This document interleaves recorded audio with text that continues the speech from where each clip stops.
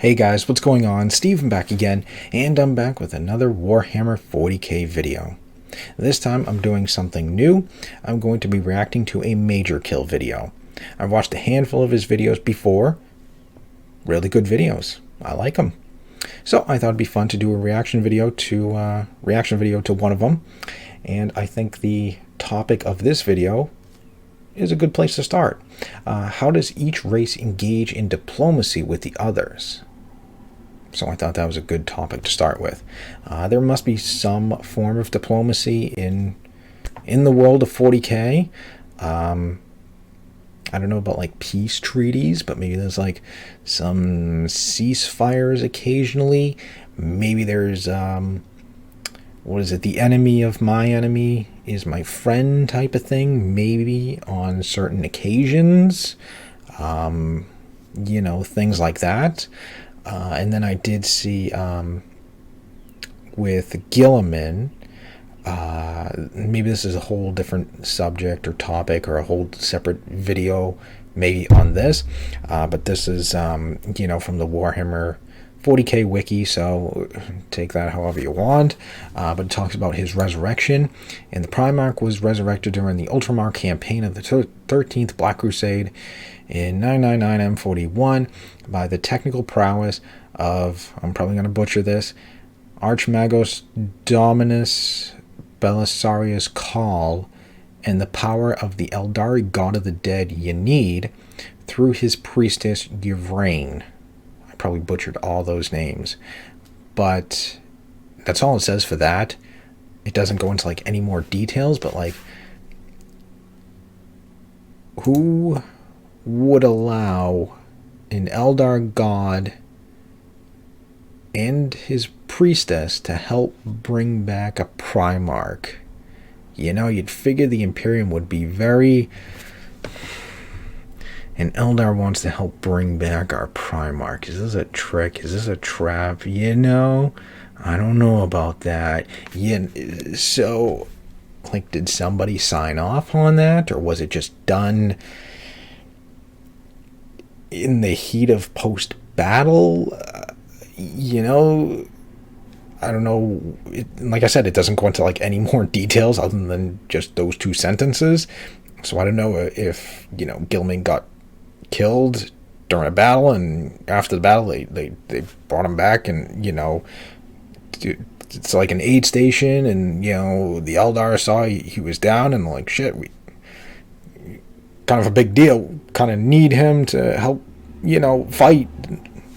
Let's go help, you know, in one of those type of scenarios. But you'd figure someone, you know, would have to approve of that. I don't know. Does this priestess get like any, I don't want to say like special treatment, but like, does she, is the Imperium like less hostile to her?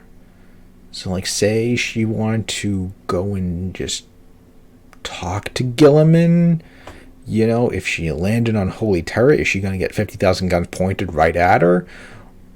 Or would the Imperium kind of like, okay, she's okay, you know, she helped bring back Guilliman, so ease up?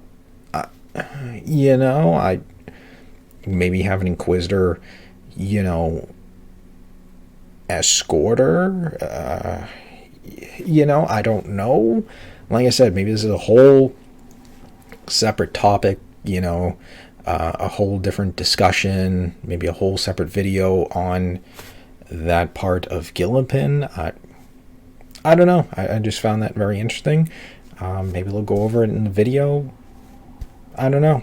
But yeah, maybe I'll have to do, you know, more researching into, you know, the resurrection of Guilliman and stuff like that. Or maybe you guys know and probably tell me in the comment section. So, yeah, I mean, there must be some form of diplomacy. So, yeah. All right, so anyways, on to the video. Here we go.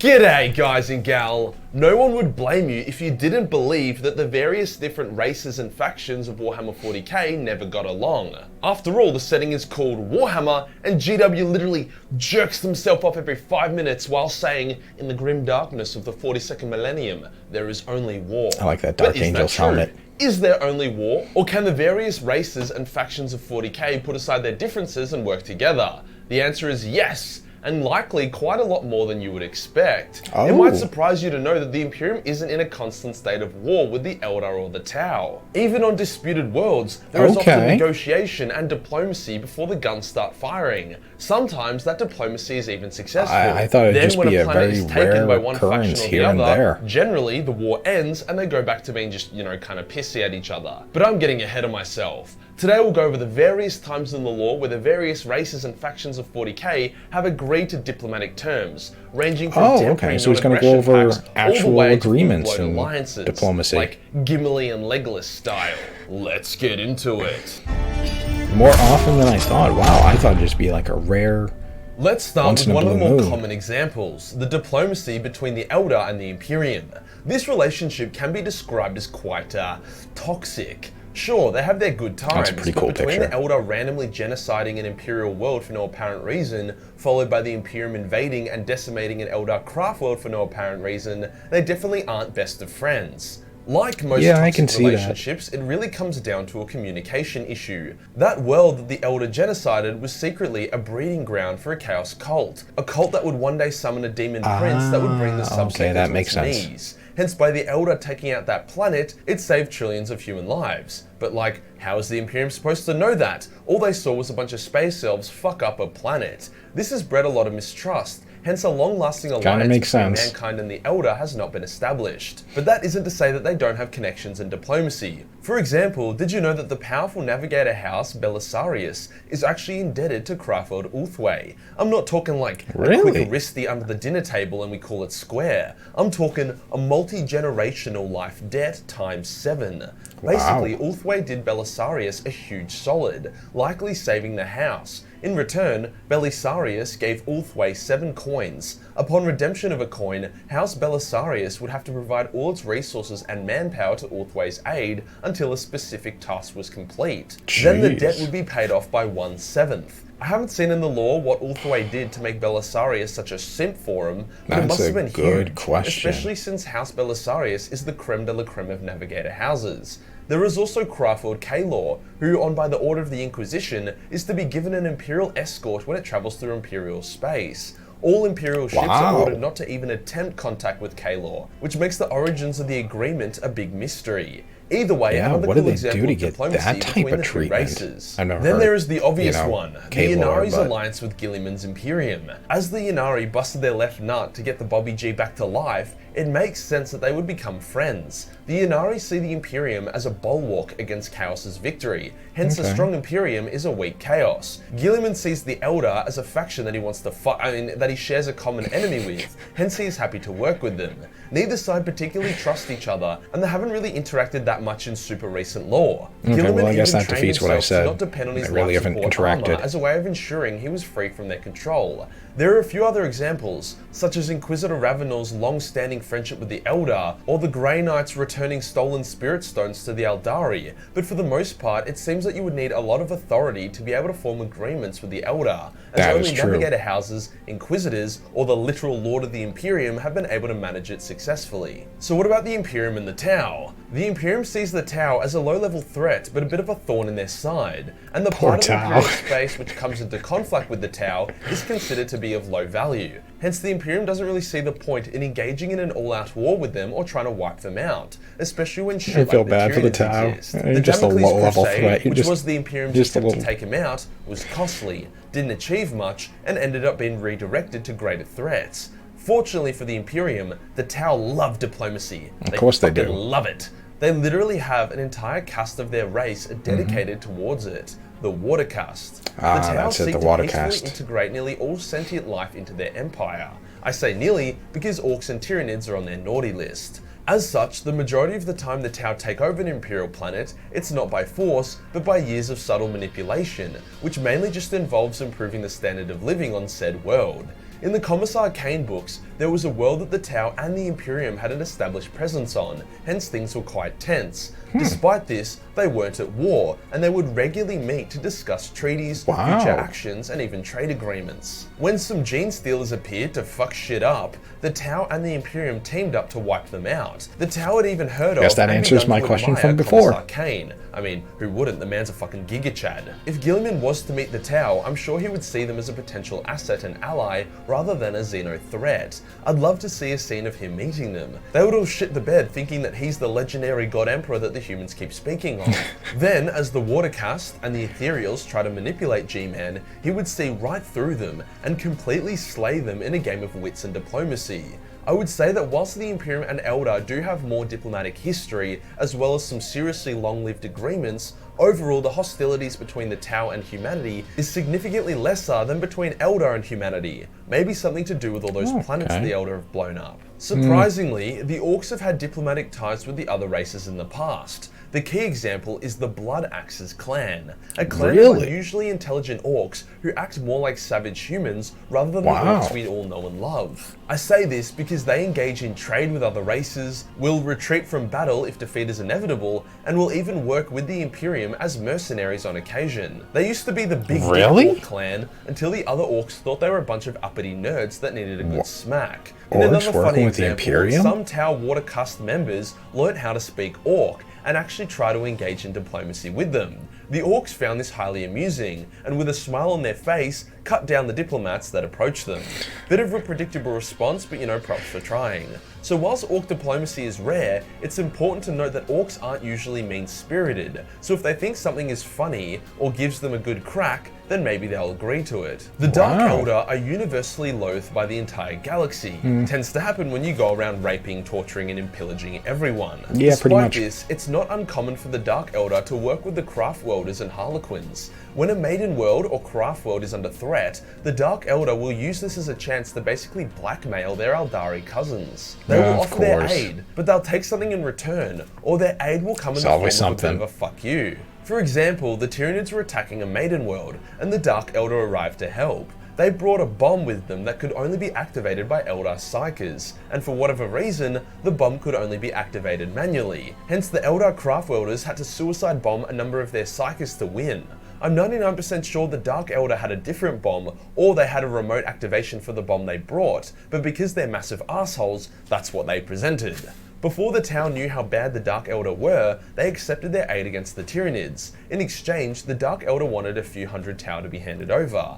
The Tau, in their desperation, agreed. In the next battle, the Dark Eldar deployed new weapons, giant mutated monsters with blue skin. Turns out they had fused the Tau together into Goliaths that were in constant agony. The Tau were horrified by this, and they tried to punish the Dark Eldar, resulting in the Dark Eldar kidnapping an entire planet's worth of Tau to rape and torture. God fucking damn it, Dark Eldar, this is why nobody fucking likes you. Chaos doesn't really do diplomacy. I mean, they can barely do it within their own faction, let alone with the galaxy that they're trying to destroy. Yet surprisingly, there are extremely rare cases of the Imperium working with Chaos. During the War of the Beast, an Iron Warrior force teamed up with some Imperial Fists to fight off an Orc army. Out of honor, the Fists were to let the Iron Warriors escape unharmed. However, the Black Templars were in attendance and they didn't really vibe with this. Hence, the Fists that helped the Iron Warriors escaped with them and eventually fell to chaos. Another kind of example is when Kabunda came to Baal to help kill the Tyranids that were attacking. This was less of a team up and more of a, only I can destroy the Blood Angels, nobody else. But hey, take what you can get. The loyalist elements of the Alpha Legion have aided the Imperium on numerous occasions, usually disguised as other people, so whilst a straight up alliance between Chaos and anything in the galaxy will never happen, desperate times can bring them together. The Necrons are surprisingly more diplomatic than you would expect, depending on the Necron dynasty of course. They feel themselves above the need to exchange pleasantries or make diplomatic concessions, especially when their tomb world is the issue in question. But they have been known to politely tell people to get the fuck off their lawn. Sure, some Necrons will just wake up and genocide everyone on their world, but others will literally say, yo, this is my house. You have 1 year to leave before we kill you all. The Necrons are proud and enjoy a bit of, pizzazz, a bit of showmanship. so they relish the Okay. opportunity to let the galaxy know who they are. What I'm trying to say is that their version of diplomacy is basically just flexing on people and telling them to fuck off. I kind of like that, to be honest. I do Not have to bad, mention not the bad. infamous Matt Ward lore, when the Blood Angels and the Necrons, led by the Silent King himself, teamed up to take on some Tyranids. I personally don't hate this bit of lore. Necrons, especially the Silent King, are more than capable of common sense and seeing the bigger picture. Dante was okay. initially considering suicide bombing the Silent King, but then he realized that the Tyranids were the real threat. It was a common sense temporary alliance that wasn't particularly out of character. Do the Tyranids engage in diplomacy? No. Have the Tyranids ever engaged in diplomacy?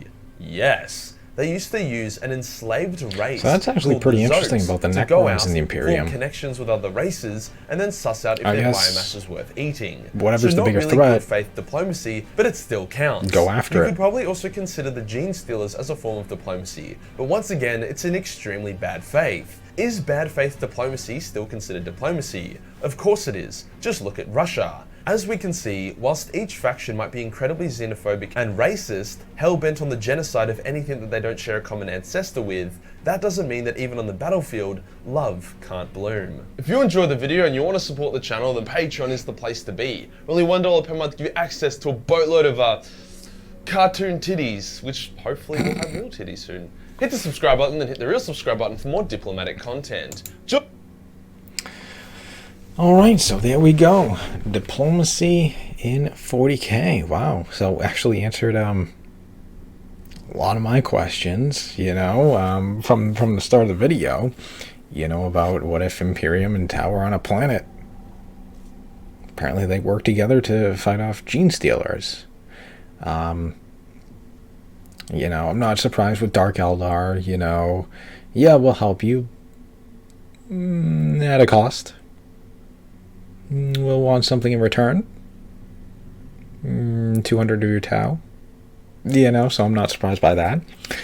And then the Necrons was, I'm not sure if I'd really say shocker, but I mean, I guess I'm kind of surprised that the Necrons and the Blood Angels work together. I guess like a lot of them, you know, common sense in a way, you know, say, hey, these guys are a bigger threat. We should take out the bigger threat, you know, so yeah, I can see that. The Orcs was kind of a surprise that that one clan that works with the Imperium, that is very, what? Like, didn't really expect Orcs to work with the Imperium. And then poor Tau, Imperium just sees him as a minor threat. Poor Tau, poor Tau. You're just a minor threat. You're just like a little annoyance, you know. You're like a little fly that flies around, won't go away, you know. Poor Tau. But yeah, that was very cool, very interesting, learning about you know, all the diplomacy. I didn't expect there to be so many actual moments. I thought it'd just be all like a rare occurrence and stuff like that. I thought I remember watching a video, I can't remember whose it was, talking about some sort of old treaty or pact. I wish I could remember whose video it was, but I guess it was, if in a very, very dire moment, like say, I guess like if Holy Terror was about to fall, this treaty or pact could be enabled, and I believe the Eldar would come to the aid of the Imperium, no questions asked. But I wish I could remember whose video it was, more about it, but yeah, I think it was like a very old, rare treaty, something like that, but it had to be like very dire moment, you know, like I said, like if Holy Terror was about to completely fall, Eldar, or like a certain craft world of Eldar, would come to the aid of the Imperium right away. Which, I mean, I guess would make sense. I mean, if the Imperium was to ever fall, I mean, they are, what, probably one of the biggest, I mean, fighting forces, out there. I mean, yeah, I guess, Tyranids, probably way more, same thing with orcs. But, I mean, like, if the Imperium was to ever just go away, somehow get wiped out, you just lost probably the biggest fighting force you could probably negotiate with, I mean, all right, Imperium's gone now. Chaos and all these other races could come after like Eldar and Tau, and I'm sure they have. Well, Eldar really doesn't have the numbers. I'm sure neither does Tau. So having the Imperium around makes for